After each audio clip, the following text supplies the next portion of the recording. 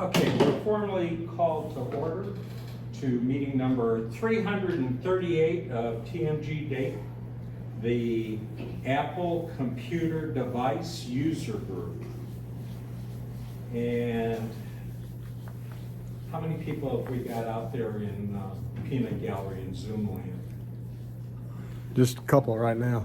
Just a couple? Okay, all right, so just so we have somebody watching that, because I'm not able to watch that from here. I can see the crowd. Oh, we got four now. Okay, great. Five. Okay, so we're gonna do the welcome. So we're gonna first ask Brad to stand up and introduce himself to the group. Oh, they all know me. No, we have new people since then. Please just stand up and just introduce yourself. What do you use a computer for? What do you want to use a computer for that you don't know how to do?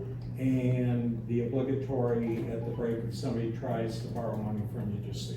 I just stayed home if I knew I was gonna have a test. My name is Brad. I've been here before, but I just kind of dropped out for a little while. I'm a retired technical illustrator, and I use Adobe Illustrator and Adobe Photoshop, and I have other hobbies besides Macs. I belong to the Carolina Park Rail and Steam Society, drive trains, and I have a triker, and I've lost about 15 or 20 pounds since I started triking. So. And the rumors about Brad using his illustrative skills to create bearer bonds that cause problems with Interpol, they're all unconfirmed. Okay. And then we had Mr. Leal Guillermo. We had two people give us money today. Yes. And that was Chuck Stiver and, okay. Is he the treasurer? We appreciate your cash. Oh, okay. We will squander it as we deem fit. Checks on it. What do you think, Treasurer? Oriental, Las Vegas, I don't know. this winter? We got enough cash to? The one is for it. Okay. Florida. All right. Stay away from Florida. We'll have to figure out another scheme then. Okay, so officially the welcome is over.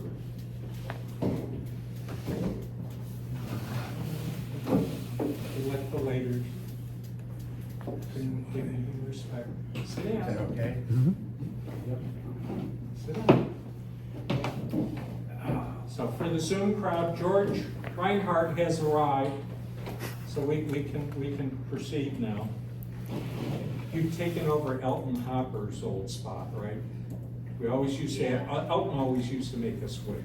Oh, okay. Okay, anyway. In terms of news, Apple is in the process of releasing an unbelievable amount of new technology at us. So last month they released a series of new ear devices, watch devices. They did what was the other thing they did? The iPhones. Oh, and iPhones. Okay. And for those of you who didn't notice, they're starting to get into the medical technology business, in that the new AirPod Pro 2s can also function as an FDA hearing aid, but the software isn't been released quite yet. And the watches can detect sleep apnea, and it's been approved by the FDA, but they haven't necessarily released the software yet. That software's out. That software's out, okay. Software's out. And sometime this month, early November, they're going to be announcing and having available for sale their new computers. And as we saw last month with the phones, the watches and everything, there's this thing coming down the pike called Apple Intelligence. And those devices that they announced last month, the new ones, are all designed for Apple Intelligence. And they skipped a step, they jumped a step jumped generation of chips because they knew that they had to start new for Apple Intelligence. They had to have the chips actually made for this stuff. Okay. Now that's what they did with those mobile devices. What's coming this month is the new chips, the Apple Intelligence stuff that's going to be for the Mac Minis, the MacBooks, the MacBook Pros, the iMacs, the Studios, what's the other form factor? And the Mac Pros. Okay, And there's so, a new Mac. and they're, huh? There's gonna be a new Mac Mini. We don't know for sure. That's the rumor. That's the rumor. Okay, and we don't do rumors here, even though they're fun to speculate. Now, what that means with those new computers that are coming out is they're all going to be based on the M4 processor. Not the 1, not the 2. Some of the devices, the computers skip the 3. It's going to be based on the 4. So they're going to be made for this Apple Intelligence stuff. Now, the reason why I'm harping about this is what Rick's going to be doing as his presentation that's called OS Updates 2024. That's a little lame title, but you know, that's Rick. He likes to keep it low expectations. Is the timeline of how they're rolling this stuff out in iOS 18, which is the stuff for the iPads and the phones, and then the stuff for the watches and the Apple TVs, all that stuff, including the medical stuff like the hearing aid stuff, and other stuff that got down the pipe that they haven't told us about yet. All right, so that's what he's going to be talking about in the presentation. So the takeaway, the executive summary is going to be, unless you absolutely have to, don't buy a new computer until they announce the new machines. Okay. At that point, you make the economic decision, do I want the latest and greatest, or do I want what they were already making that's at a reduced price? So just be aware. Okay. It's like they're telling you ahead of time the, you know, Black Friday's coming. Black Thursday, Black Friday, whatever it was. When we all used to go to the mall and body check each other. Okay, does anybody else have anything that they want to add in terms of news? Going once, going twice, going 3 times. Okay, cool. Next thing, do you have a HomeKit minute for us? Yeah. Okay. Might be a little bit more.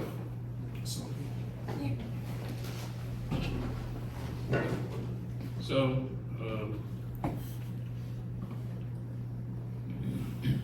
recently went on vacation, and Are you already logged into? Yep. Oh, cool. and so while we were away, it was nice that I could, you know, the systems that I have at home, I could see who comes in, and I can see when the front door is locked, and I can see when the front door is unlocked. But I don't know who it is. And I'm assuming that since they know my code, that's somebody that should be, but, so, back in the spring, the last Amazon Prime Day, I did purchase a set of security cameras, and the company is Eufy, and they are a sub-brand of Anchor, if you're familiar with their power banks and a lot of other stuff. But this particular model is the 2C Pro. You can see it's very, very small. And they are all battery operated, so there's no need to hardwire it. And in this case, this kit is now, because they come out with a newer model that is solar powered, this kit is the 2C Pro with the 2 cameras, but it comes with a base, home base, and 2 cameras, and you can get a 3 camera option for $199. This is now $149 on Amazon. But my problem at home is also multiple folds. I live in this house. I'm going to start this video over again. Question, This is the new house, This right? is- You're not this is- surveilling the old house. Right. Okay. So, we have this courtyard, and as you can see, the only windows out to this courtyard, this entry courtyard, happen to be from the bathrooms. So, we can't see people when they park in our front or walk down the front to our front door. And so, my goal is to eventually mount a camera at the front door so that I can see who's actually at the door. And it, you know, it's 1960s house, so there's this already built-in old New-Tone system. I don't know how many people have the old New-Tone intercoms at their house. But in this case, this is, you know, takes up about a 4-inch by 4-inch box on the wall. It's no longer functioning. It's long since deceased. And but Is it a light fixture? it's an intercom. So you would come up, and instead of pushing the doorbell, you would push that button there, and then you could talk to somebody inside. Well, the doorbell still works, but the intercom doesn't. So the problem I have is I want to mount the camera where this object is in the wall, but I don't want to just surface mount it, because then it's a little bit, you know, I'm always considerate of aesthetics, being an architect. So I've come up with a box, a little cover plate, and I had a friend print these that will, you know, basically fit over top of that opening, and it accepts the camera in the opening, and it'll be mounted back inside, you know, so nobody can just pull the thing out. But if you look, I'll pass this around, but if you look really closely, the mounting hole is angled a little bit because I wanted to, you know, have it look out, not look just straight at the door or look in the niche of the door. I wanted it to be able to see anybody that's approaching the door as well. So, Will you have to take that plate off to get the camera out to replace the battery to charge it? right, I mean, it's, that's why there's 4 screw mounts on there. But, you know, the battery is rechargeable on these, and depending on the usage, they claim that it's good up to 180 days. You can get a solar panel extension that plugs into these, but this is on the north side of the house, so somewhat problematic. But I'll report back. But I've had good success so far. I just had these, you know, while we were away on vacation, just had this sitting inside, and at least I could keep an eye on who was coming in. Our pet sitter and everything was coming. When, you know, whoever came in the door, I got a notification. I could just go to the app and find it. It does link into HomeKit. One caveat with that is it loses some functionality when you make it part of HomeKit, especially HomeKit security videos. You no longer have the ability to talk back to people on the other line once you make it part of HomeKit. If the app still sends you notifications, so I don't intend to actually make it part of my HomeKit, but it's definitely a good part of my home security system. So I've got it clear in my head. Yeah. It's not just a camera, it's also a microphone and speaker. Right. So that, do you have a siren function in it too? There is a spotlight that illuminates in the dark, and there's also an infrared emitter, so it sees even when the spotlight isn't on. It's capable. And the spotlight is motion sensor Yes, activated? Okay. right. So if the camera picks up motion, you can define, in the image of the camera, you can define active areas, a boundary that you want it to trigger. If any motion is in that area, it will start recording, and it will send you a notification that it notices some movement. without that, anything, I mean, it would be able to see out to the street, so anybody walking by or cars and everything like that would trigger it much. So I'll probably designate a specific area so that that doesn't happen. So don't get, Okay, how much have you played with the UV security settings? not much. I mean, I've been waiting to install it Because they permanently. have a feature, I forget what kind of intelligence they call it. Everything's gonna be intelligent now, just, okay. It's right there like new and improved.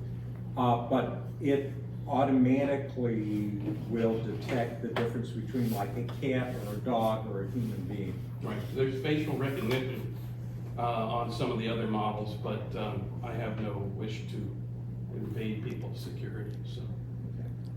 Any questions? What's the battery interface to the, is it a USB-C?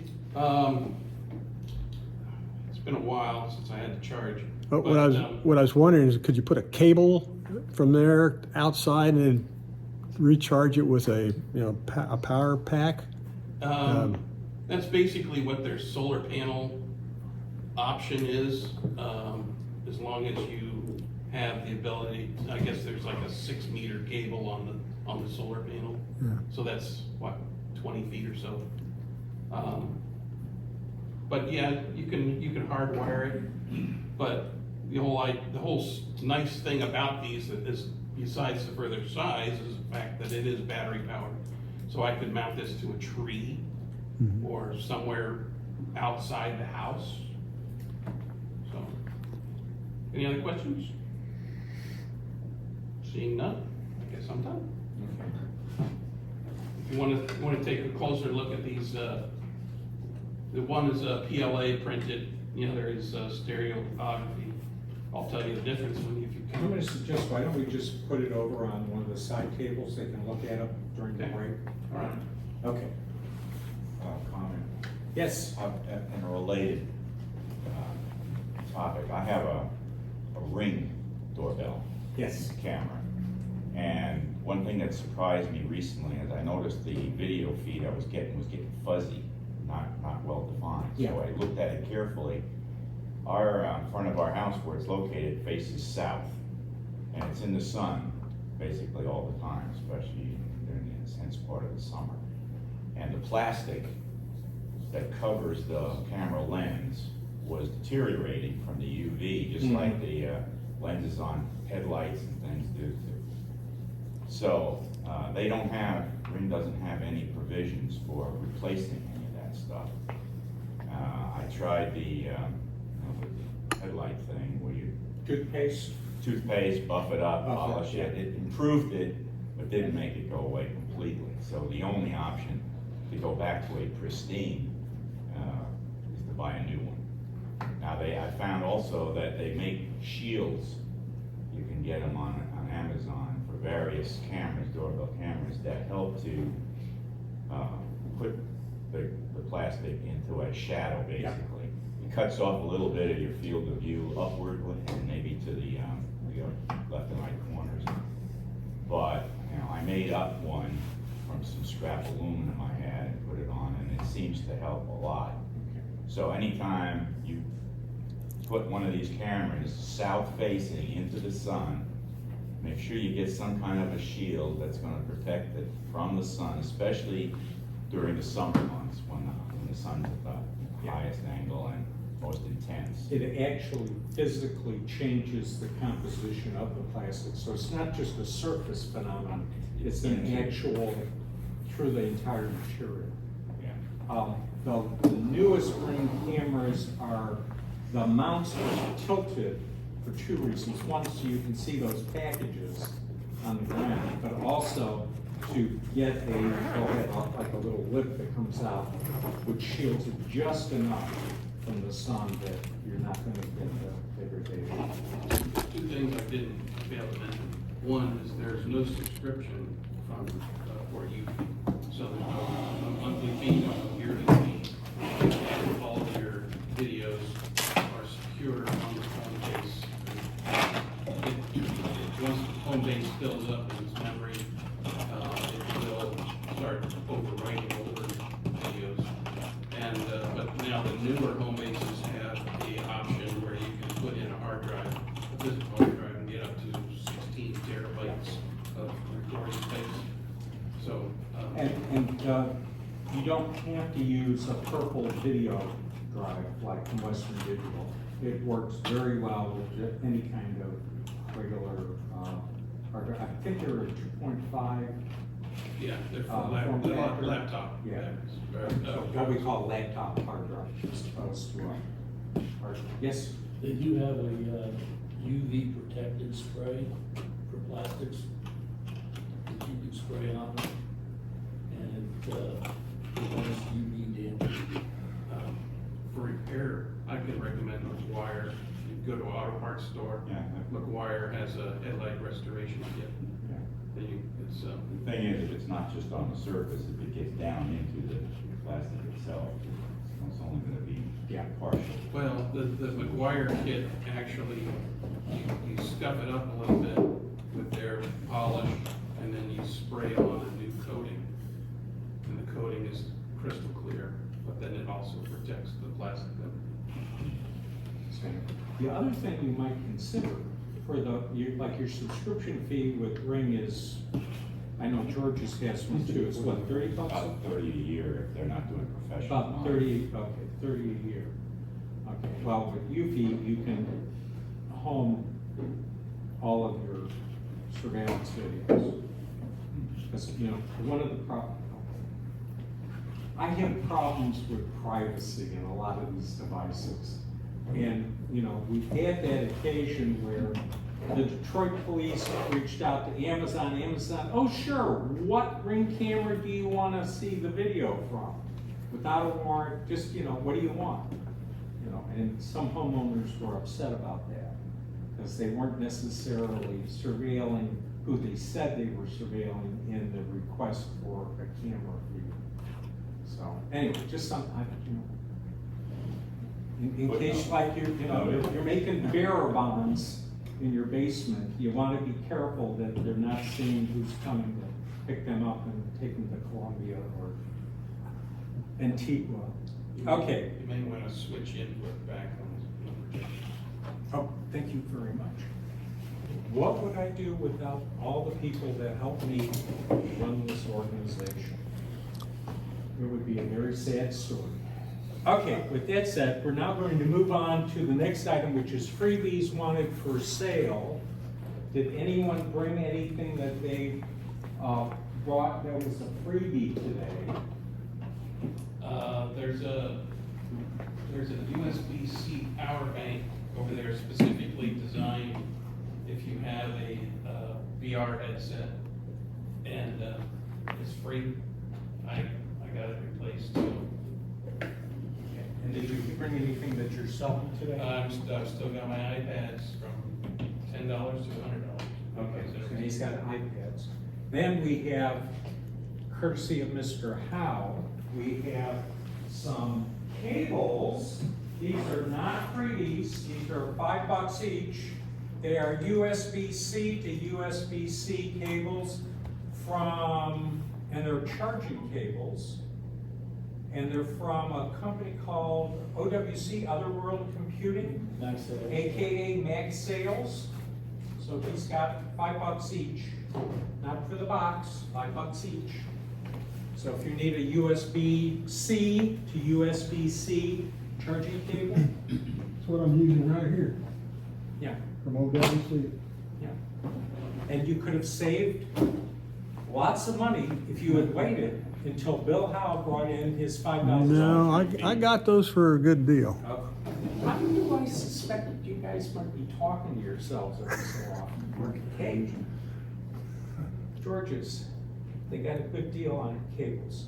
Okay, anybody have any freebies? Anybody looking for something? Going once, going twice? Okay. So we'll move on to the next item. Help desk. Okay. Yes, Mr. Reinhardt. I got an email, and it's pretending to be from AT&T saying that I need to give them some information for my account. Yeah. Yeah, is that was a scam, right? That is a scam. That is a scam. Whenever AT&T needs information from you, I find that the way they'll usually get your attention is to terminate or turn off that service. And then when you go into the AT&T store, they'll say, oh, by the way, we need your new charge card or, whatever. Same thing with phone calls.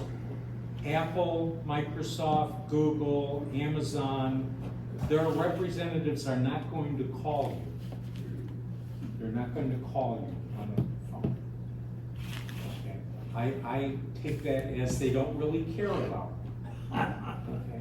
Because if they cared about me being a senior, lonely senior, I would appreciate a phone call as well. Yes, sir. I got a pretty convincing spoof email at work the other day claiming it was a DocuSign document. Mhm. If you deal with any kind of remote signature kind of things on documents and you use DocuSign, this had a very strange email address. That was the only clue. Everything else looked pretty spot on. Yeah. Yeah, they're getting stinky. But just be aware, always look at those email addresses. One of the brokerage firms I use, they no longer send out emails for DocuSign. Instead, you will get an email saying, and it'll be from your representative, and it's got their email address, and it says, do not respond to this, that they want you to log into your account and you do the DocuSign. So you still have the advantage of it. You don't have to drive into their office, but still it's secure.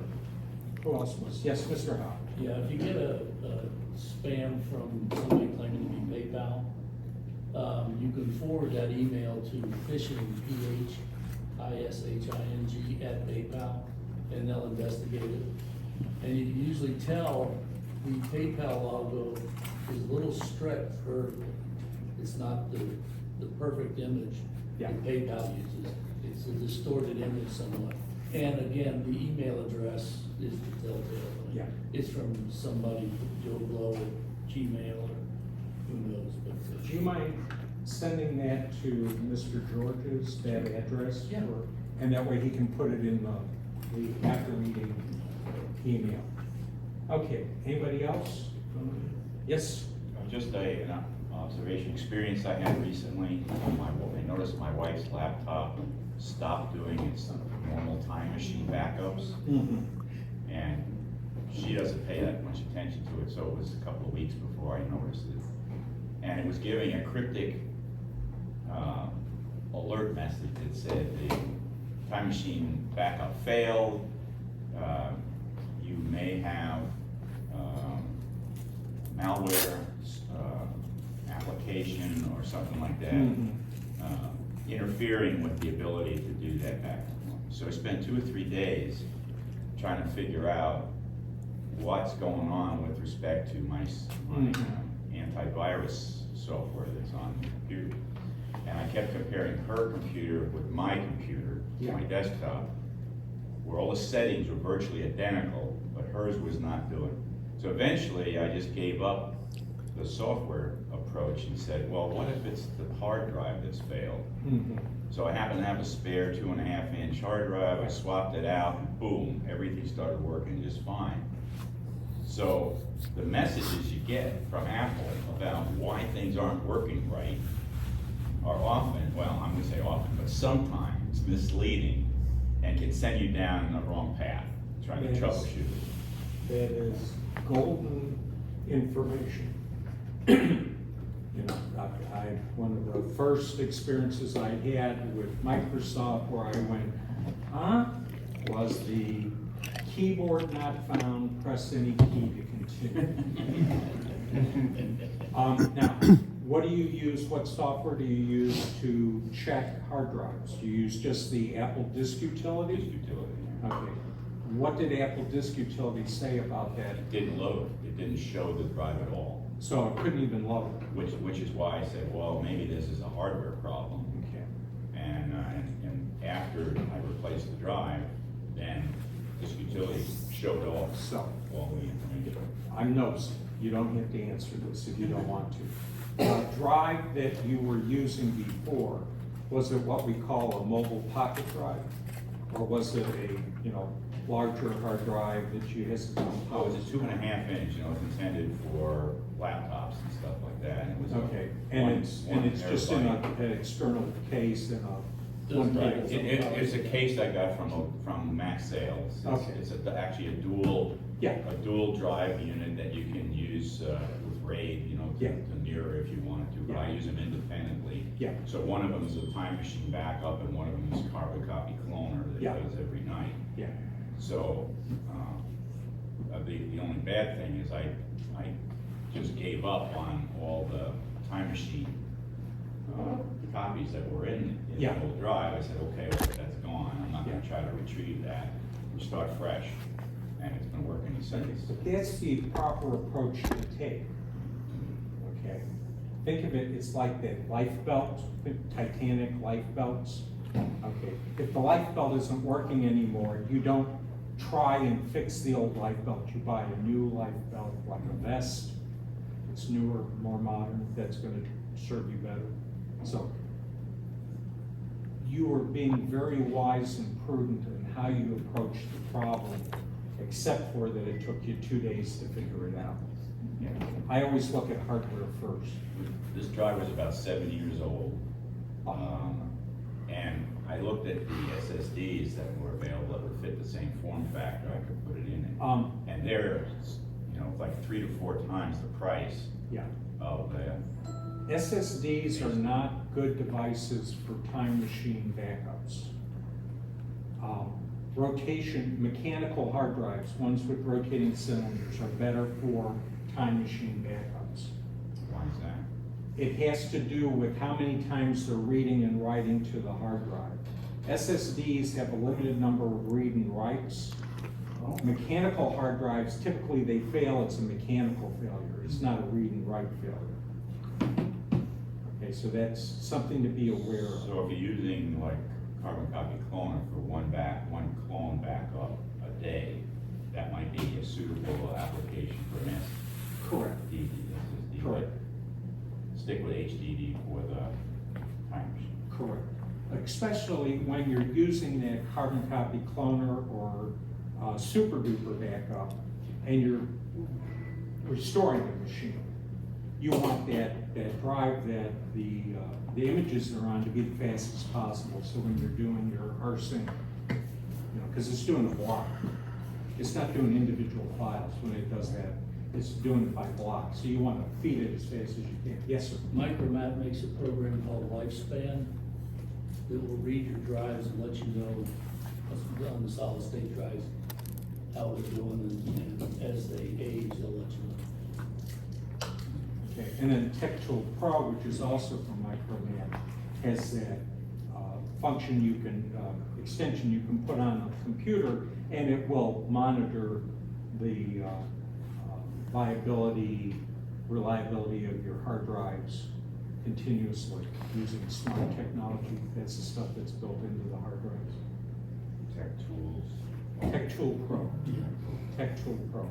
TechTool Pro is overkill if all you want to do is just monitor the viability. Does Lifecycle also work with mechanicals? I thought that- Lifespan. Lifespan. Yeah, it should read all. If I remember the drives. correctly, it started out, it was just for the mechanicals, and then they said, oh, if we say it's for SSDs, people Yeah. will. All right, anybody else for help desk? Going once, going twice? We're gonna say that topic is closed out. So now we're going to go to our infamous, never seen elsewhere raffle.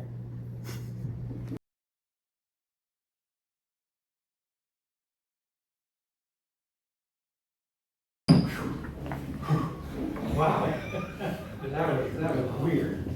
I still don't know what was wrong, but we're gonna worry about that later. Got a couple of things on the screen we're not messing with. So, who's updated to iOS 18 on their iPhones? Everybody? Almost everybody? So some of the stuff we're gonna talk about today, if you haven't done the update, may not make a lot of sense. Hopefully you'll get the idea. But I'm gonna talk about it primarily from an iPhone perspective, but this applies across the board. So what you're gonna see today works on the iPad, the iPhone, the Mac. It works across the board. It doesn't, I'll tell you where it is. So we'll try to jump into that. I'm gonna dig a little deep into a couple areas. It was really hard for me to find a way to shrink this down to a manageable chunk because there's so much stuff. iOS 18 is massive updates. I think the slide says there's 250 changes, and we'll talk about that a little bit, but there's a lot of stuff. So we're gonna hit a few things. We're not gonna hit everything, but we'll cover what we can. So this link right here, when you get the PDF, click this link, it takes you to a page that lists everything. Now when you look at that, it's listing everything for iOS 18 across the board. All the stuff with Apple Intelligence, all the stuff with the basic system, things that work on older phones, things that only work on the new phones, all there. So when you're looking at this list of 250 items, don't think your phone's going to necessarily work with everything in that list. And I'll show you what phones work with what here in a minute. But just keep that in mind as you're looking at this list when you see it.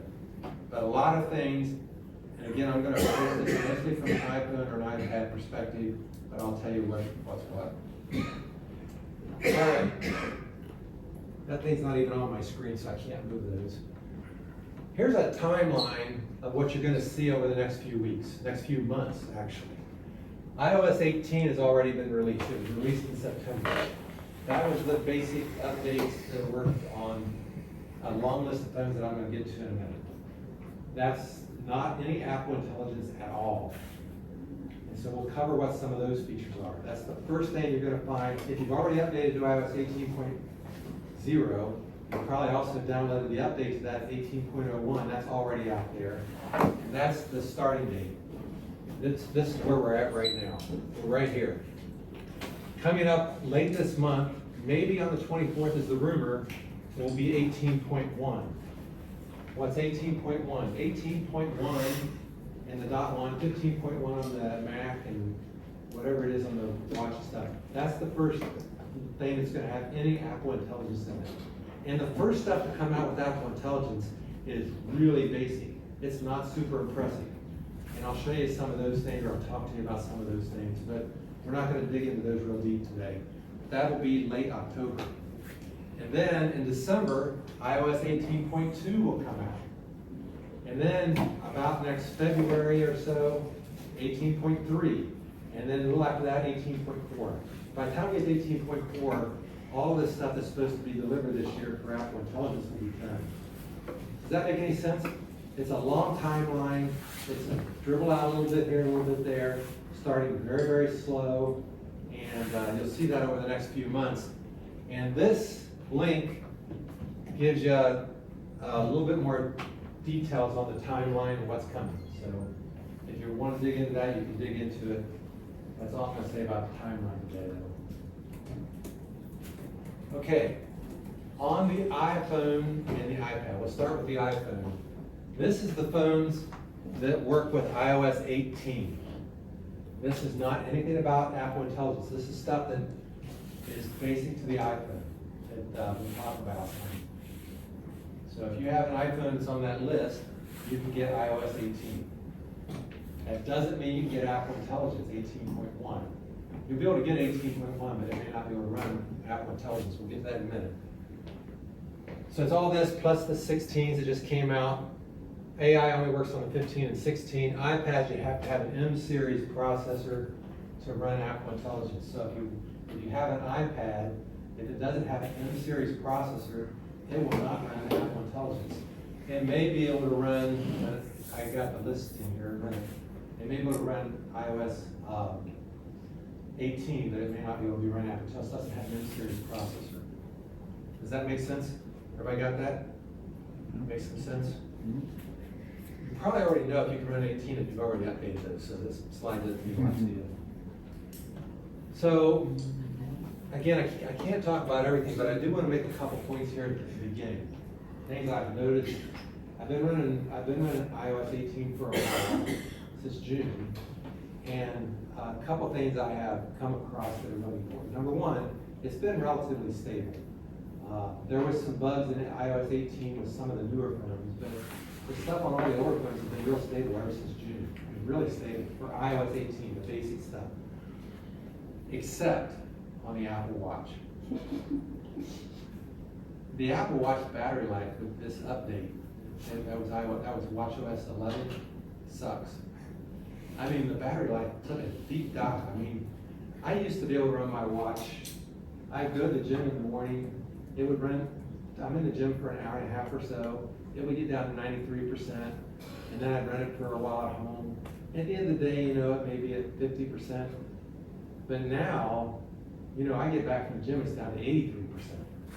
And I charge it up a little bit just to get a little extra to get through the day.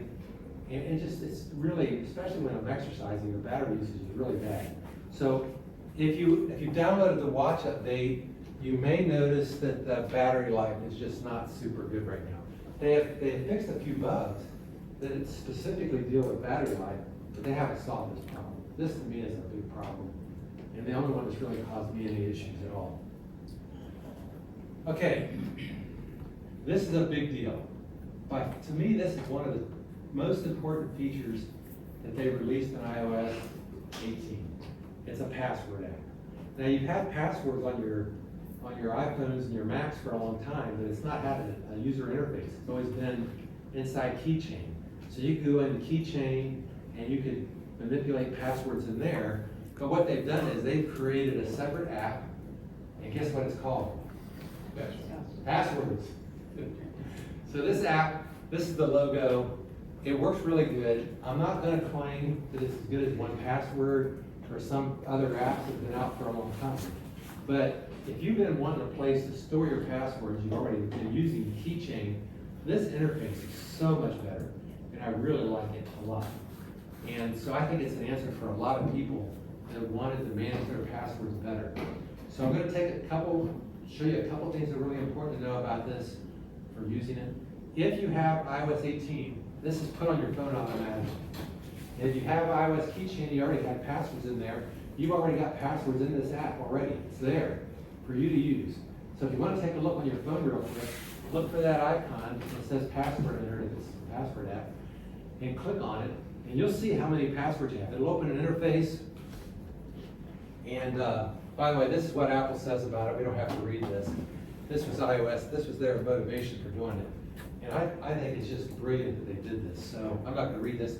You can read that support note from Apple. It tells you a little bit about it. It'll be in your presentation when you get to the packet. But the bottom line is, it does some very basic things. So it'll alert you if you have a password that you're using multiple times. It'll tell you if you've got passwords that are being used multiple times. It'll tell you if your password has been hacked, because it's out in the public domain as a common password. It'll store your passwords in there in a way that you can access them. It'll store passcodes. It'll store, you know, the things you have, those second factors, you know, the numbers you get. It'll set those up. It really, really does everything that the basic stuff that you need for a good password app. So this is what it looks like on the iPad. And when you go in, you got a list of it tells you how many passwords. So I've got 696 passwords in total. I got passkeys. I got 14 sites that are using passkeys, and it stored those passkeys. Codes. This is the second factor codes that a site. You log into a site, and then it says, "Give me your second factor code if you have a generator." This will automatically generate those codes. That's what that's about. And we can talk about that separately if we need to as the future. But these are all my Wi-Fi networks that I use pretty regularly. Security, these are some security alerts. I got 151 of them. And that's because I got a lot of duplicates and some other things in there that I got to fix that I've been working my way through. And these are deleted ones that I just have deleted and I haven't got rid of. The other thing it does, it allows you to share passwords. So Teresa has the app, I have the app. I've taken a bunch of passwords that are things that she and I both use, and I put them in a family group, and so she sees them and I see them. So if I update them or I change them, she gets the update, or she changes them on her side, so we keep that coordinated. And those are shared passwords, and you can share with other new groups. In the middle, it shows you all your passwords, and I blanked them out. This is not normally blank. I just blanked them so you didn't see all my passwords and stuff. Not that you would see the passwords, but, And then over here, you get the individual, whatever one you're looking at. This is Airbnb. It shows you all the details for that site. Now notice, it shows you your username, the password, the website. You can have the website put in there, what group it's in if there's a group. And these are security things if you have security codes attached. So it's pretty basic. It looks like that on the iPhone. You set this on multiple screens.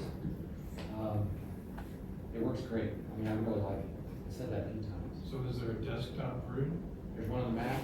It works really well on the Mac. I love it on the Mac. And it's the same everywhere. So if you get your passwords in there, it's the same on everything. It's through iCloud. And I have no problem with that. It works really well across the board. And you can go in, if you go into a site, when you go into it, I'll show you, I'll get to another screen that's, I'm gonna jump on this a little bit. Let's say I log into Amazon, and I change the password on Amazon. At the end, it'll ask if you want to save that, update the password inside this app. So it'll save it. Or when you're logging in, it'll go in here and grab the password and autofill the site name when you're logging into the site. So all that's so that you can automatically log into the site, you can save them automatically, it'll generate new passwords for you automatically. It does all the basic stuff that you want from a password manager. What's your basic difference between like 1Password and this? 1Password has more stuff. 1Password does more. It has the ability to store documents and all kinds of other stuff. I don't need that for my basic password. If I switch to this completely, I have totally moved over to this. Well, the other thing though, if you live in an environment where you have Windows machines and Mac machines. You can run this in Windows. Oh, you can? You can iCloud and Windows will access this data. Yep. Oh, so you have to. It's not as fancy, but you can get there. No, there's so you know the little iCloud selection of utilities they have on Windows? Yep. They've added a password note to that, to this. It's there to do it on Windows. I haven't touched it. I've not tried it, but I hear it works well. Doesn't 1Pass store their stuff globally on their server? They have their own cloud. Okay, and they've had breaches with that. I don't know if they've had any breaches. I can't tell you that. I don't know. I think they've been pretty solid. I know that, who's the other one? LastPass. They had some significant breach issues, but I don't know that 1Password has. I used 1Password for years, and then I used Secret for a while. It's another password app. They work, but this has met my needs. It has totally met my needs, and I'm happy with it. When you go in, you know how on sites though, you can't see it on the screen, but you can put text in here. Like for example, you get the, those questions they ask you about who was your first grade teacher, and they use that as added. You can store that information in here. There's an area in here for storing text, and you can store all that stuff right inside here. It stores everything I need. It really does a great job of all that stuff. Now, when you go in to create a new password, this is what it looks like. I call this demo. So I created a new password. I called it demo. I put my name, and I guess I cut the screen off. It's supposed to be down here on the bottom. You click the password field, it'll automatically generate a password for you. And so generate that, the group, and here's the notes field where you can add that comments or anything else you want to add. So if you wanted to put some of that other information you use inside the password manager, you put it in the notes field. And this is all encrypted and saved away safely, and it's been really well. Now, one more thing that you have to know, if you're going to use this, and if you want it to automatically fill your passwords when you log into apps or into websites, you go into Settings General, Autofill and Passwords, and this screen will come up, and you'll want to say that you want to autofill. I don't want to do that.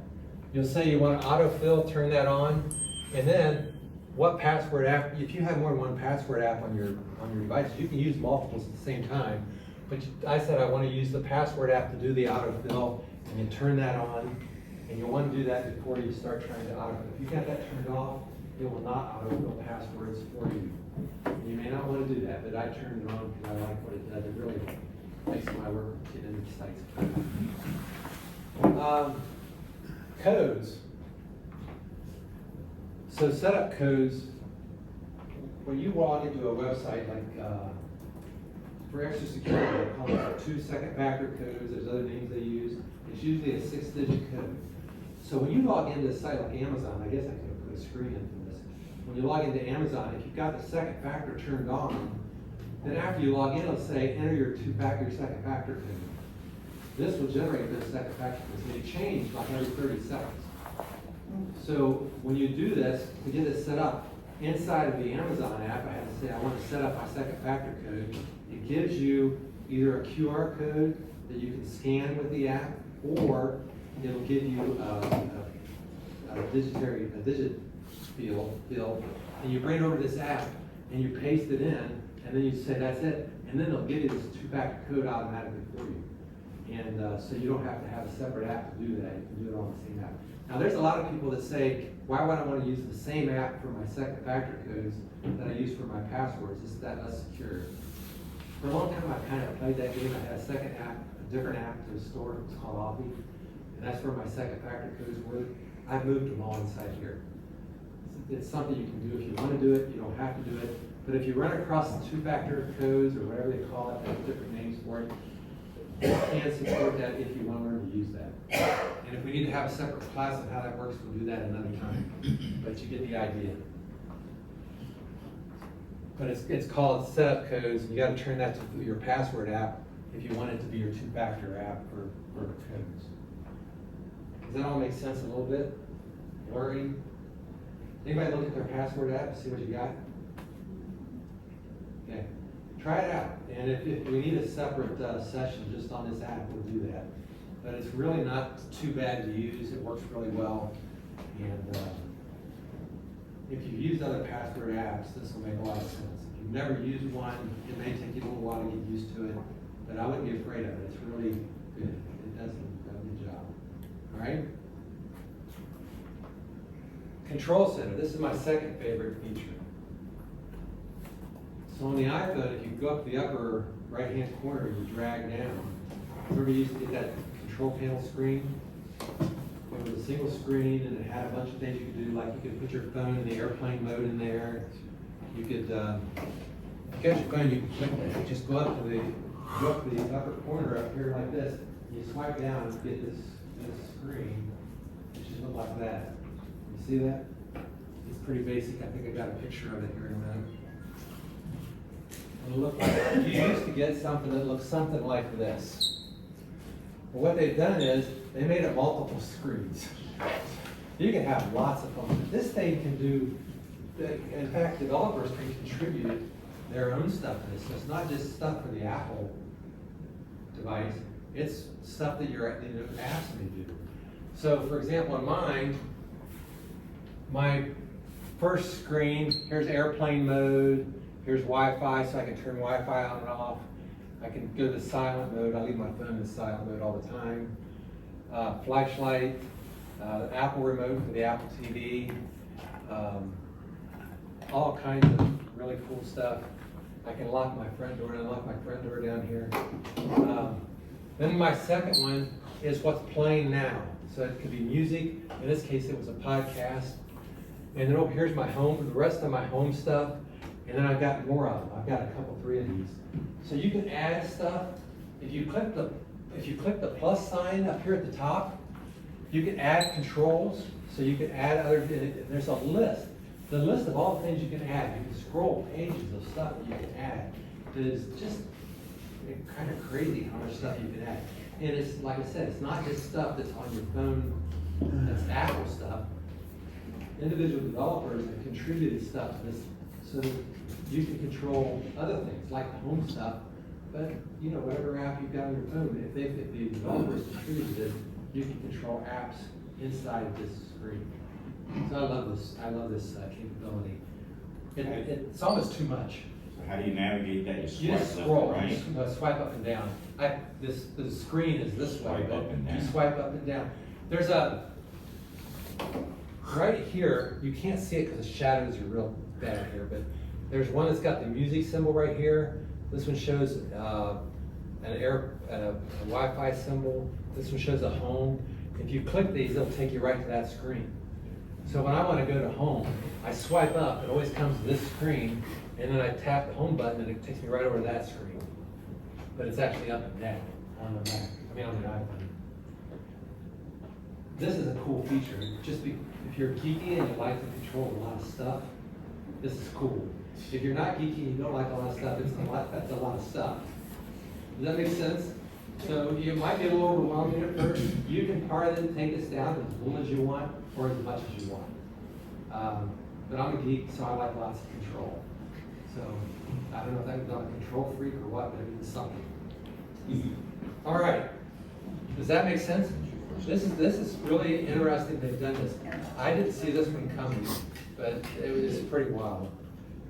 Here's some of the things you can add. I remember I said you could add. So I've got this app called Pedometer. And this app, I can start a workout, start a run, you can pull this stuff in and put it right up on that home screen, and then click it, those things happen, it makes the app do it. So you don't even have to open the app. You can just open Control Center and click that. Notes, I can start a new note, start a new quick note. Instagram, I can click that, it'll take me right to Instagram, that's about all they've done. I can start a stopwatch timer, I can add that. So these are things that you can add into your Control Center, and there's just pages and pages of these. I just put 3 of them up just to give you an idea how much there is. There's a lot of stuff. So I think this is pretty cool. It's my second favorite feature, number 2 on my list. Okay, some other customizations that I just found interesting. I'm only going to hit a couple of these because there's a lot of this stuff. This is my home screen now. Do you notice anything different about this screen than what you've seen on your phone maybe? You have a gap. There's a gap and there's no labels. I turned them off. You can turn the labels off. If you know your icons well enough, I figured, why do I need all those words on my screen? I don't do them anyway. I just look at the picture and know what I'm picking. I don't read the, if it says password, it says control, it says settings or whatever, I don't go by that. I just look at the picture and I know what the icon is and I start it. So there's all kinds of things you can do to your screen to make it look different. And they've really changed this a little bit. It's kind of, some people won't like this, but I really like this, yes. So can you do one screen and not the others? Yeah. Oh, no, you gotta do this across the You have to board. do the whole thing. You gotta, Yeah, because I have mine set up according to what I use the most on the first page, and I don't have it filled. I have most of them turned off.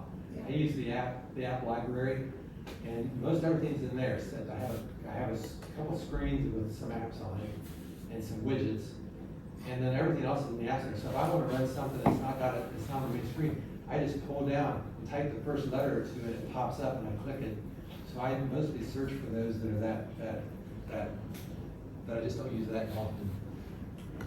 So if you push on the home screen and you hold the screen down, you'll be able to edit, and then this little pop-up comes up, and you can pick small icons or large. If you pick large icons, then you get rid of the text, and that's basically the mode I use. You can also use a light mode, a dark mode, not just for apps, but for the whole screen. And the dark mode is pretty cool. So I have mine set to automatic. You can also tint your apps. I don't like the way it tints them, but you might want to play with it. If you click tint, then it tints all your apps. And you can make them look all kinds of weird colors. So I think it's weird. I don't know why they did that, but they like it, so you get the idea. There's the password app. See, it doesn't say password under it, but I know the password app by what it looks like. So, and I did that on my iPad and on my iPhone. I really like it. Okay, messages. They made some changes to messages. Have you noticed anything different in messages when you've been there? There's just a couple things I was going to point out here. There's a lot more that I'm not going to dig into today. When you do the tap backs, you know the tap back messages where you can put a little heart beside it or whatever? They added a color to all those tap backs. Plus, you got this noodle thing right here. It's kind of a grayed out smiley face. If you click that, then your tap back message can be any icon, any one of the emojis that you've got in your phone. So, used to you can only pick from a couple, 3, 5, about 5 different responses with tap backs. Now you got all this plus, if somebody sent me a message the other day, something they kind of made me, angry. I thought it was a bad move, it was a political thing. So my response, I clicked that little thing, sent back the angry picture with the guy throwing up. So, you know, it's just, they added some features there that you might want to play with, they're interesting. So you do it just like you do any message for a tapback, if you've ever used tapbacks. And that's how you do it. That makes sense? I don't know about tapbacks. You don't know about tapbacks. Go to a message. I'm gonna send you a message, okay? I'm gonna send Kathy a message because she needs it right now. I'm just gonna put test, and you got that message. Now, Yep. if you click on that message, then just push on test, and you'll see a thing come that says reply, add stickers. You see that? Yeah. See above it, you got all those tapbacks. Those are called tapbacks. Oh, okay. And if you click one of those, you can put that on that test thing, and you'll see that right beside it. If you click the little face, then you can pick any emoji in your library. That's what a tapback is. I use tapbacks a lot. People send me something, I really like it, I'll put a little heart beside it. If I don't like it, I'll put a frowny face beside it. So anything that's an emoji, you can add as a tapback. If you text a lot, which I tend to do, tapbacks are kind of a way to short circuit. Instead of responding to somebody, say, hey, I like that, or I agree with it, I just simply respond with an exclamation mark or something like that. Then they see the short form, hey, that's my, hey, get this. It's a quick way to take a picture and send it quickly. Yeah, okay, so colors. There is some new AI features coming to the messages too that we'll talk about in a minute, but they're adding this capability to summarize messages of all kinds. So in 18.1, one of the things that it will do is, I got a message the other day. I'm on 18.1 on the beta. And instead of, I had my earphones in, and it was a real long text message. Instead of reading that whole message to me, it popped in my ear and says, here's a summary of the message from so-and-so. And it gave me just a few word summary of what that whole text was about. It was pretty good. I really liked it. Did you see the news story about the breakup one? Yeah.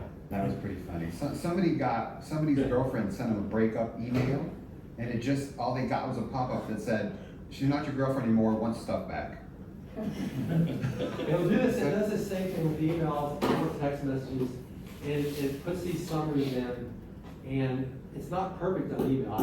I found the emails not being as consistent as messages, but it works really good. I mean, it's pretty interesting. So you're gonna see that coming in the AI features. This is a great feature that I have used. Has anybody heard about the messages with satellite? This is really cool. It would be great if you were in the middle of a hurricane somewhere in Florida for 2 weeks. I found this, I had heard this was coming, and we were going to a funeral in Phoenix, Arizona.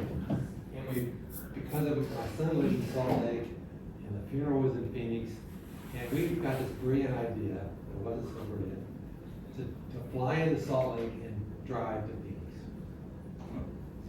Not such a great idea, but we did it. Well, basically, because there's someone to go with us. Yeah, he wanted to go with us, and I didn't want him to drive down there by himself. So anyway, so we did it.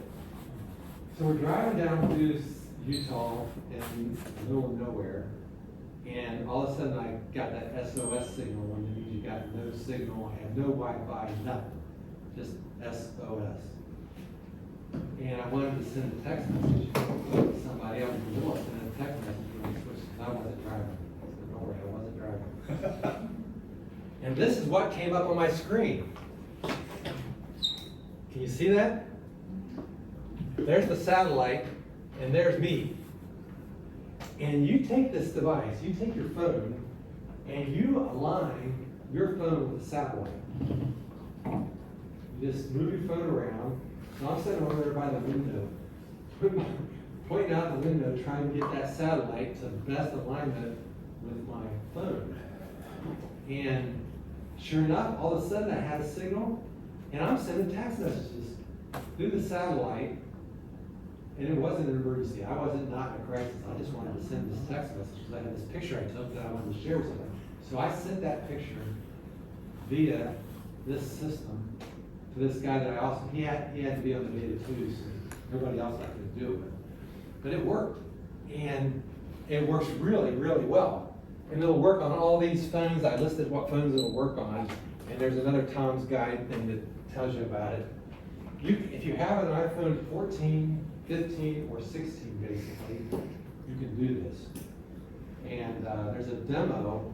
If you go into go into settings, messages, scroll down, there's a thing there where it says test satellite, I don't remember the exact wording.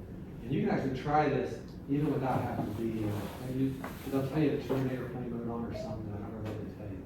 But if you have a 14, 15, or 16, you go into messages, under settings, messages, scroll down for the test satellite, I don't remember how they word that, and you can actually try this, and it'll let you try it. And you go outside, move your phone around, align with the satellite, and it'll show you how to make it work. It's really cool. It won't work on any other devices. It won't work on anything older than 14. No, I mean, other than just the phone. That only on the phone. If you have an iPad with cellular, I don't. My wife does. I mean, but would it work on the? I don't think so. It's only on the phone.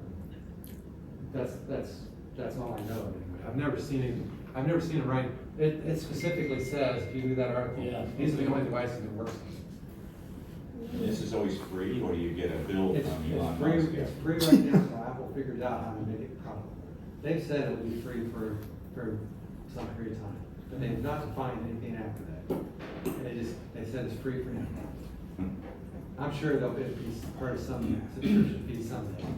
But right now it's free, so go out in the desert and wander around and try it out before they start charging you. So I like it, it's really cool. But the cool thing was, I can't tell you over the last week how many podcasts and other things I've heard telling people to try this out and use this feature. And if you're in an area where there's a hurricane coming. Yeah. Can they respond back by Yes, satellite? I had a text conversation. Okay. It was wild. I just couldn't believe it. I had zero signal. I mean, the whole time it's an SOS, but the whole time I could see I was aligned with that thing. It was great. It was wild. Does the receiver have to have a 14 or higher? Well, back then it did, but the only thing it told me then is that he had to have iOS 18. And he was on the beta, so that's what it said he had to have. So I assume, and I don't know this, I've never saw this anywhere written. I assume that as long as he's running the right OS, he could do it without having one of the newer. It shouldn't matter. Because he's not gonna have the hardware to communicate with satellite. I didn't have. Right. Once it goes in the bowels of the system, the That other shouldn't end matter. probably doesn't matter.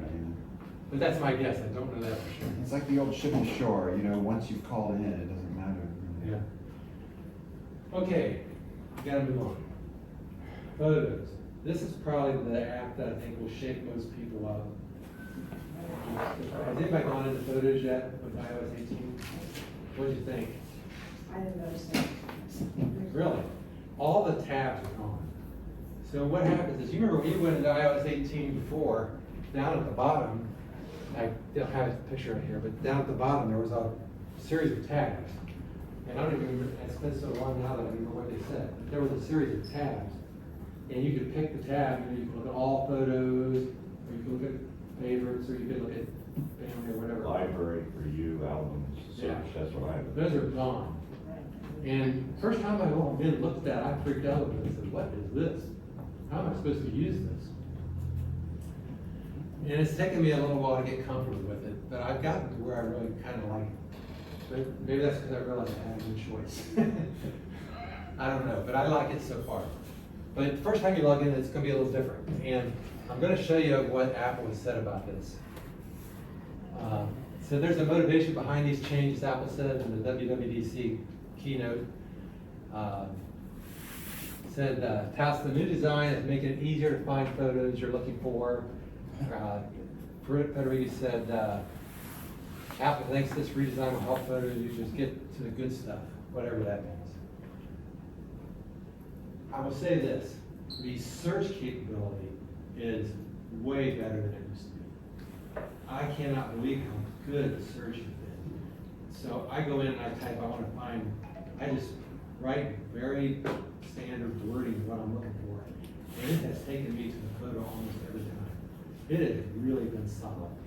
So that's number one, the search capability. There's a little magnifying glass up there, you click that and you do the search and it will find about anything I've ever, that should find anything I'm looking for. So,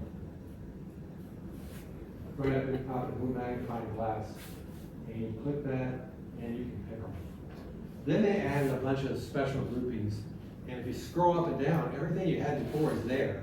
Favorites is there, which is one I use all the time. Memories are there.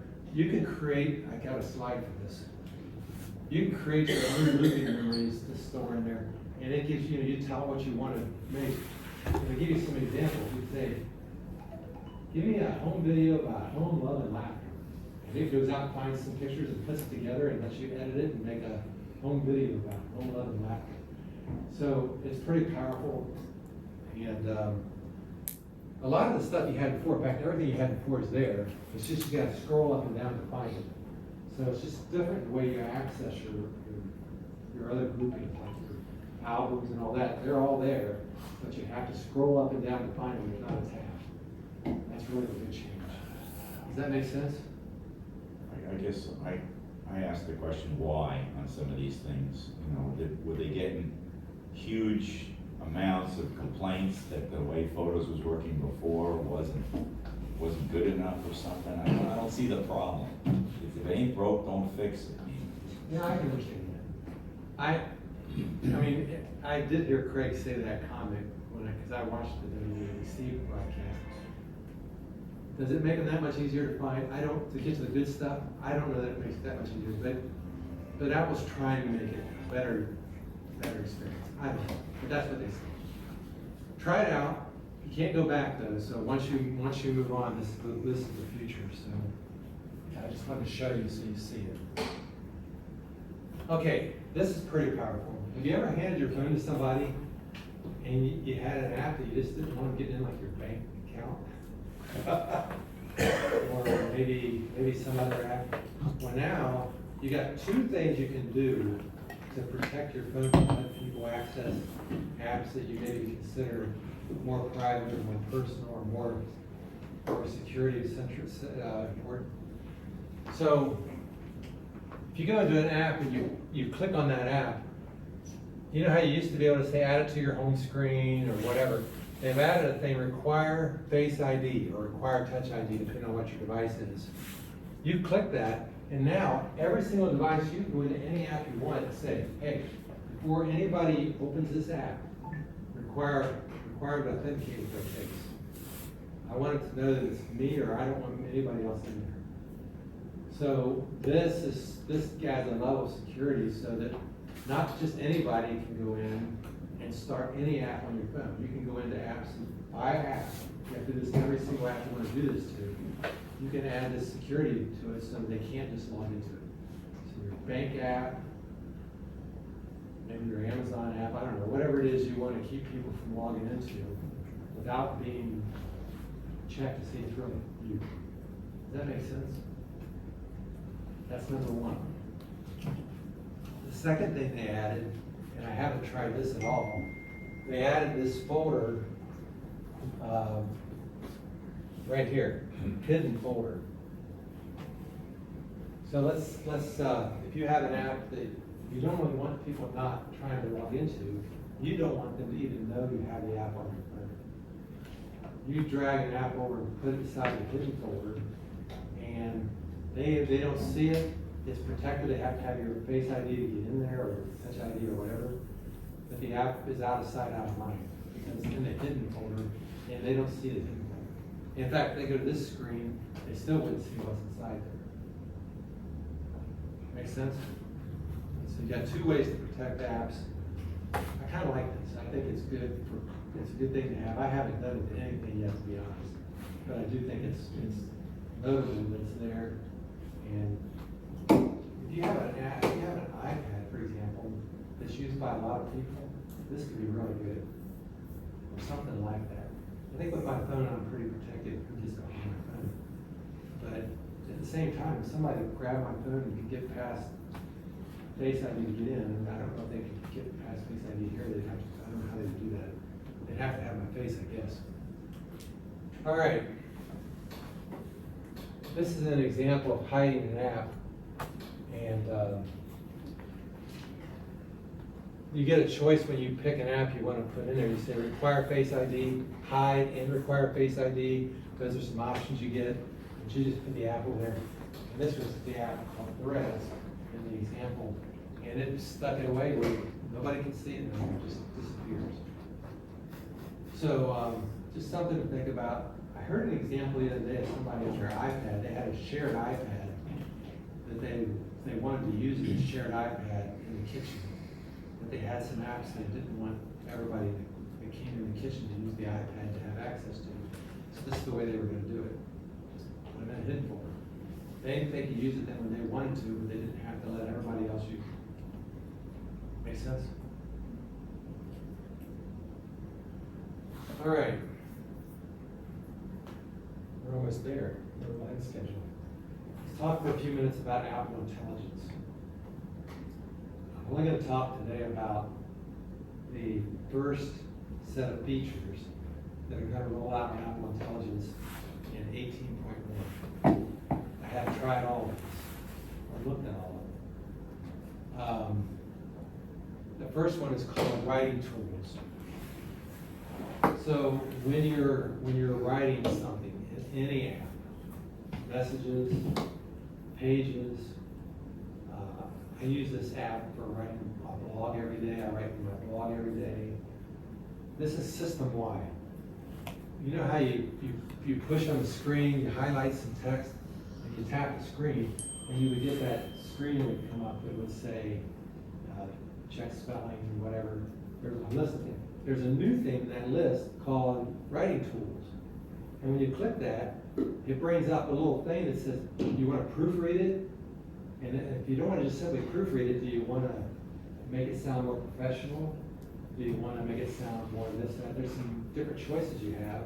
And I didn't put a screen in to show this because I didn't think we would have time to do it. But you get a list of choices, and you can do that across the whole system on anywhere where you've written some text. So, has anybody tried Grammarly, the app Grammarly? Grammarly is a tool to let you proofread and spell check your text. This is built into the operating system now, so that anything you write, you can highlight the text and just say, proofread it, or can you make this sound more professional, or whatever, and the app does it all by itself. And that's one of the features that they're launching in 18.1. So you can rewrite it, format it, whatever your text is, anywhere that your text is on your device. This works on the Mac, works on the iPad, works on the phone, it works across the board. So you can do that in messages too? Yes. I've done it in messages, I've done it in my blogging app, I've done it in anything where there's text. Anywhere where you can highlight text, that'll come up and you can do it. It's really cool. And Write Swift code? huh? Will it write Swift code? They are going to be able to do that. That's not in this version, but there is some stuff in AI for Swift. And that's down the road, that's not here yet. Okay, photo cleanup. This has been around, other people have done this for a while. Pixelmator Photos does this where you can pick something and put it, run eraser marks, just erase it, so to speak, and it kind of goes away. So if I had a picture of this room full of people, but there was a monkey on that table right there, and I wanted to get rid of the monkey, I could go with Pixelmator, just erase the monkey, and he goes away, and you know, it's not bad, it does a pretty good job. Apple is using AI to try to make this better. So what you do is, if I had that picture and I had that monkey, I just circle the monkey. And it takes the monkey out and refills in the background with what it thinks is the right background behind the monkey. And I don't think it's perfect yet. I think it's got a little work to be done to it yet. But it's not bad. I mean, I've used it. Sometimes it does a really, really good job. and sometimes it misses on what it fills in a little bit, and I can tell it just doesn't look right. But it's getting there, and I think they're gonna make it better. They still got the rest of the month to finish it, so we'll see where it's at when it's done. But, it's called Cleanup, it's in the Photos app. You go down the bottom of the screen, it says Cleanup. Click on Cleanup, and then do it, it's done. Pretty good. I mentioned that create new memories and photos based on descriptions, so you just tell it what kind of memory you want, and it creates a new memory for you, usually a video. The search of photos, I mentioned that already, is really rock solid. That may be the best searching that I've ever had on an iPhone for searching for an app. I know Google's done this for a while, but I don't use hardly anything Google, so. But this is worth playing with. If you've got 18.1 when you get it, at the end of this month, if you have a device that can support it, this feature is really powerful. You just type in, using natural language, what you're looking for, and it finds it. It even knows my dogs by name. It's pretty wild. Summaries, there's summaries all over the place, including inside your notifications. So now your notifications, you get notification summaries. So it just tries to summarize things so you don't have to read as much detail to get the idea for what they're trying to communicate. So there's summaries for notifications, summaries for text messages, summaries for emails. There's places where there's summaries that I'm sure I haven't even found yet. But summaries are really powerful. Siri enhancements. Don't get too excited. Siri is supposed to be getting a lot better. I've got a separate slide here in a minute about it. The interface is cool. I like the interface. You'll see it in a second. Maybe I can show you on my phone. The interface, you know, you used to have that little bubble thing that came up at the bottom with those lines in. That's gone. Now the whole screen, around the edge of the screen, lights up. And it looks a lot different, but it actually looks kind of cool. And it's very conversational. It doesn't just go away. So if I start talking to it, I can have more of a conversation rather than just a question, and it goes away and it forgets what I just told it. It gets the context a little better. So that part is improving. I just don't think they've got the deep down stuff figured out yet, but it is improving. And I think where it's going is going to be better. It just needs a little while to get there. So in the beta right now, it's not reached the destination yet, but it's changing. And you can see where it's going and feel excited about where it's going, even though it's not there yet. Is this making sense? It's just not there yet. So see the colors around the outside edge of the screen? That's when Siri's talking to you. I don't know if you're going to be able to see this, but I'm going to say the hey, you know what. See it like, hey Siri. You see that? Yeah. Sorry, what time is it? So, I got it muted, so it's not going to talk to me. But it'll tell you that. And now it still thinks I'm still talking to it. So I can continue to have a conversation. It still thinks we're talking. It's recording what I'm saying, trying to figure out where I'm going with this conversation. I'm totally freaking it out. But it doesn't just answer once and go away and then you have to start all over again. It tries to be conversational, so I think it's going somewhere good, but it's not there yet. You can type to Siri. It's far more natural voice. It says more resilient handling requests. I don't know what that means. I took that right out of the text. Focus modes get better too. You'll see that when you get that. But that's all that's in this first version. So I think one of the problems is going to be with Apple here. They have been talking so much about Apple Intelligence and building this up so much that people's expectations for the 0.1 version is way up here. And this is a case where they may have overpromised and be about to underdeliver. Because the 0.1 version is going to be interesting, but it's not near where it's going to be when it gets to the 0.4 version. So brace yourself for a little bit of a bumpy road as they try to get this where they're trying to go. It'll get there, but it's not there yet. Is all this stuff baked in, you take it or leave it, or do you have to the option in settings to turn on and off some of In these. settings, there's some of this you can turn on and off. There's some of this you can turn on and off. You just have to go in and look at every app and see if there's something. For example, when you first turn on Apple Intelligence, you gotta go into Siri and Apple Intelligence as a separate new settings. It used to just be settings Siri, now it's settings Siri and Apple Intelligence. You have to go in there first and actually turn on Apple Intelligence. You can turn this whole thing off if you want. You turn that off, and then down the list, there's a whole bunch of Siri, Apple Intelligence stuff you can turn on and off. So, I don't know if it's as deep as you'd like, but there are a few things. A few years ago, they made a change to Safari, and they had the option in there that you could stay with the old Yeah, I remember that. screen setup versus the new if you wanted to. So sometimes the magnitude of the adjustment you have to make is so great that you'd like to do it in little bites instead of, eating the whole cow. Yeah, I don't, it's a little more aggressive than you probably would like. I'm getting it. And I don't know if it happened I think it happened with 18.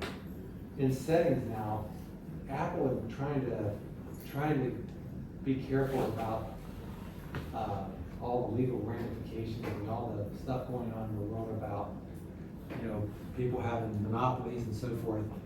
They did something, if you look at your settings since you've updated, now in settings, you've got a few things, but all the way at the bottom, there's this new thing that says apps. So things like messages, calendar, all that stuff that was Apple specific, that was the Apple version of things, that all used to be right up here in the top. And now that's all inside of the apps folder. You have to go into apps and then scroll down to messages, all those things are way down the list now.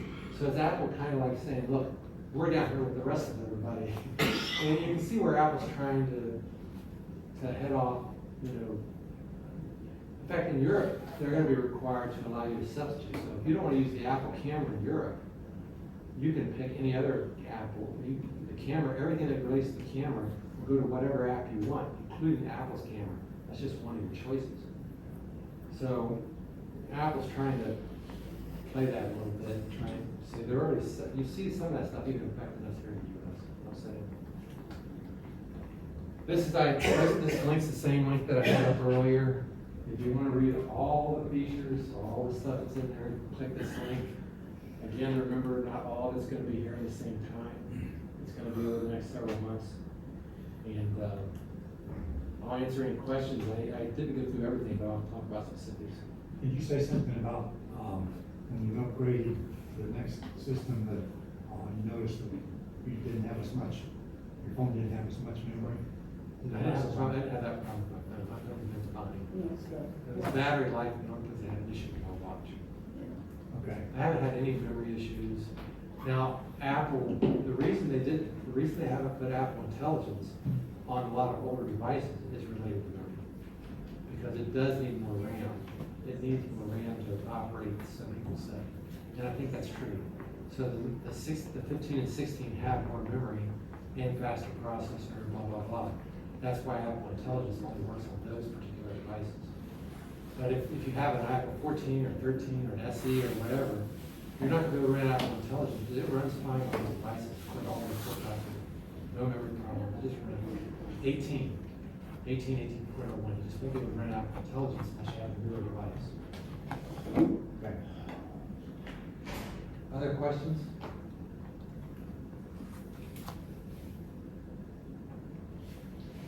My desktop has an Intel processor.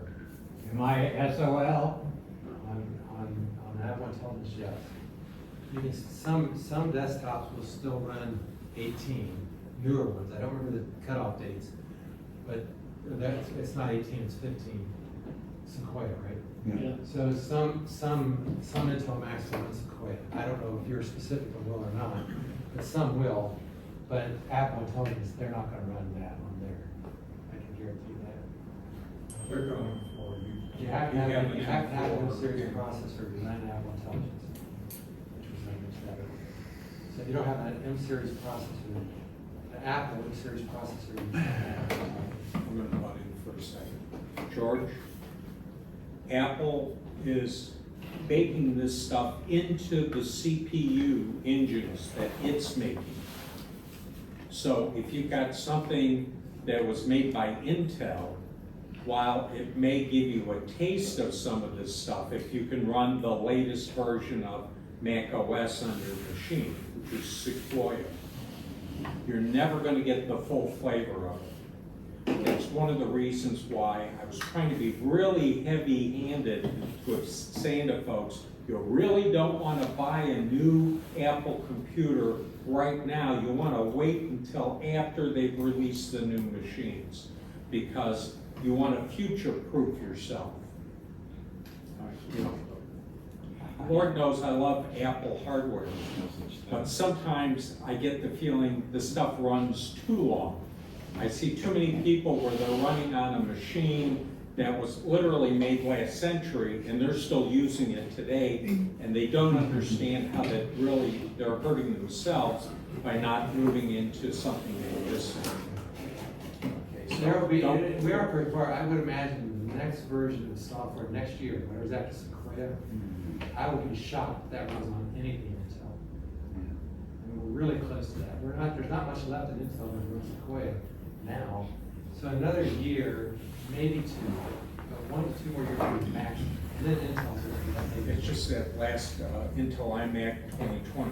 That's the only thing, that's the Yeah. one that'll be hanging on, but I don't know if it'll get past next year, we'll see. But we're close to that, we're real close to the end of that. So if you've got an Intel Mac, you know, you've got time left, they'll keep running, they're gonna run fine, but you're not gonna get up to this. We're long. Okay, but the other thing is, if you really want to be able to take advantage of this stuff, remember, they're putting those M processors in the iPads, in the phones, in the computers. So if you really want to get a taste of this AI stuff, when you upgrade your phone, that's where you really want to be going. So you use Say again? okay. How old is your phone? My phone is an SE, I don't know which, Okay, iPhone SE 2020 then. It's probably the same one I've got. It was right on the bottom of that list of that's phones right, that well, will do it it. said second edition. I don't know if I had the second edition or not. I'm pretty sure you and I bought them at the same time, Okay. okay?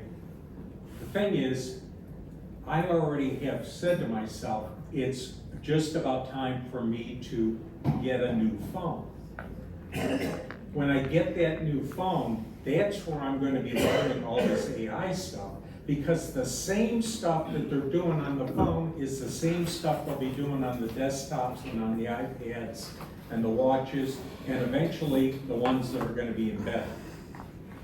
And in fact, rumor right now is that Apple's gonna have a new SE that will run Apple Intelligence, and they're gonna release it in the next few months. So there's about to be a new SE that specifically will run Apple Intelligence. So that's coming. Yeah, that'll be what, an M4? We don't talk about rumors. Yeah. That'll be the A, whatever the one is. There's 2 A versions, a lower end and a higher end in this last batch that are on the new silicon. Because when Apple, the reason Apple they had to do this thing with the M4, they've got a whole new process in their silicon, and they had to try to get everything to that new process. And if they do what they're talking about with the SE, they'll be able to have nothing in production that's not on this new process after next year, which is a big, fast move. That's pretty amazing if you think about it. Any other questions? We covered a ton of stuff. I hope I didn't lose you somewhere there. I just wanted to give you a flavor for what we got, what's going on. We can dig into other topics later or whatever. I think there'll be more as we know what's coming with version .2 and 3 and 4, but that'll be for another day. Any other questions before we wrap up? We're ready to go. Yes. No, scratch my head. Right. I'm gonna scratch my head. Go Buckeyes, win tonight. Go Bucks. See everybody next month. Thanks for your time. Yeah.